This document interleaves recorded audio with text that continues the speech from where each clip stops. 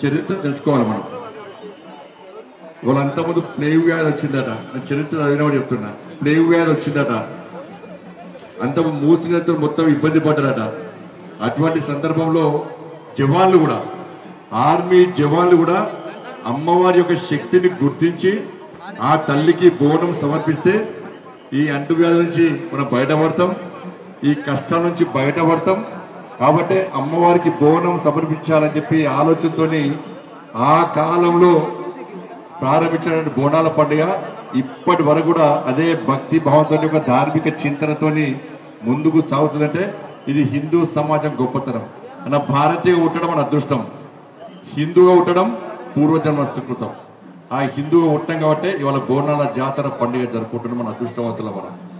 కాబట్టి ఆ ధర్మం కోసం, ఆ సనాతన ధర్మం కోసం పనిచేయాలి, ఆ ధర్మ రక్షణ కోసం పనిచేయాలి, దేశ రక్షణ కోసం పనిచేయాలి, ఒక మంచి ఆలోచన పనిచేయాలి, అందరూ బాగుండాలని కోరుకోవాలి. అటువంటిప్పుడు మాత్రమే తల్లి మన కరుణా కటాక్షం అందిస్తుంది. ఇలా లాల్ దర్వాజా టెంపుల్ ఇది చాలా పవర్ఫుల్ టెంపుల్, ఇది చాలా పవర్ఫుల్ టెంపుల్. మా కొండ సూర్యకకి నిజంగా ఆ తల్లి ఆశీర్వాదం పక్కా ఉండాలి. ఎందుకంటే బాగా కష్టపడుతుంది అన్న, బాగా కష్టపడుతుంది. కానీ అక్కకి సహకరించోళ్ళు సహకరించాలి, అవునా కదా. ఇవాళ లాల్ దర్వాజా టెంపుల్ పోయినసారి కొంతమంది వచ్చారు, నాయకులు వచ్చారు. ఎన్ని కోట్లు ఇస్తానన్నారు మీకు? 10 ఇచ్చినాయా?